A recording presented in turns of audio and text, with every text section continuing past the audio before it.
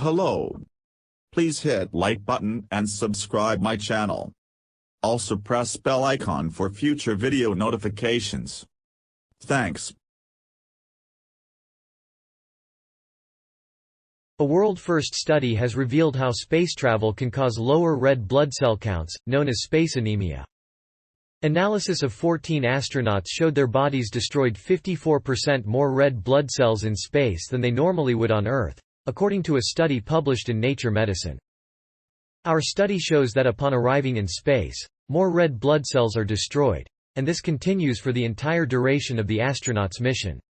Before this study, space anemia was thought to be a quick adaptation to fluids shifting into the astronauts' upper body when they first arrived.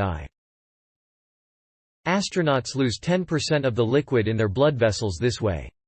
It was thought astronauts rapidly destroyed 10% of their red blood cells to restore the balance, and that red blood cell control was back to normal after 10 days in space.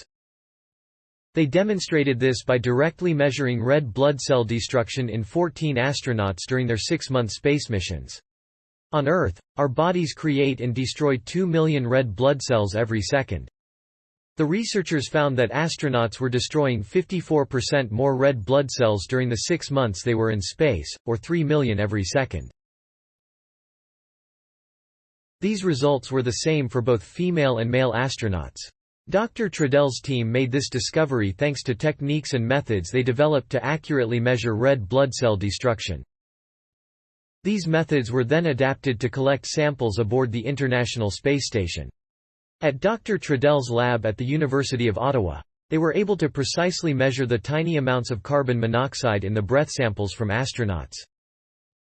1 molecule of carbon monoxide is produced every time 1 molecule of heme, the deep red pigment in red blood cells, is destroyed. Otherwise, the astronauts would end up with severe anemia, and would have had major health problems in space. Thankfully, having fewer red blood cells in space isn't a problem when your body is weightless, said Dr. Trudel. But when landing on Earth and potentially on other planets or moons, anemia affecting your energy, endurance, and strength can threaten mission objectives. The effects of anemia are only felt once you land, and must deal with gravity again. In this study, 5 out of 13 astronauts were clinically anemic when they landed. One of the 14 astronauts did not have blood drawn on landing. The researchers saw that space-related anemia was reversible, with red blood cells levels progressively returning to normal 3 to 4 months after returning to Earth. Interestingly, the team repeated the same measurements 1 year after astronauts returned to Earth, and found that red blood cell destruction was still 30% above pre-flight levels. These results suggest that structural changes may have happened to the astronaut while they were in space that changed red blood cell control for up to a year after long-duration space missions. The discovery that space travel increases red blood cell destruction has several implications. First, it supports screening astronauts or space tourists for existing blood or health conditions that are affected by anemia. Second, a recent study by Dr. Trudel's team found that the longer the space mission, the worse the anemia, which could impact long missions to the Moon and Mars. These findings could also be applied to life on Earth. As a rehabilitation physician, most of Dr. Trudel's patients are anemic after being very ill for a long time with limited mobility, and anemia hinders their ability to exercise and recover. If we can find out exactly what's causing this anemia, then there is a potential to treat it or prevent it, both for astronauts and for patients here on Earth, said Dr. Trudel.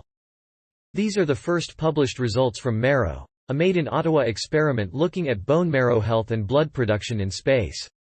The project is funded by the Canadian Space Agency and led by Dr. Trudel. This is the best description we have of red blood cell control in space and after return to Earth, said Dr. Trudel. These findings are spectacular, considering these measurements had never been made before and we had no idea if we were going to find anything. We were surprised and rewarded for our curiosity.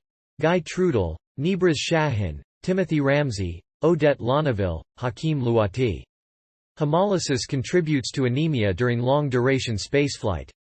Nature Medicine, 2022. doi. 10. 1038 per second 41591, 021, 01637, 7. The Ottawa Hospital. Being in space destroys more red blood cells. World first study changes what's known about space anemia. Science Daily. https://ift. tt. 3taigqw. Access January 16, 2022. Please support my channel to grow by pressing subscribe button and the bell icon. We will notify you technological news. Thank you.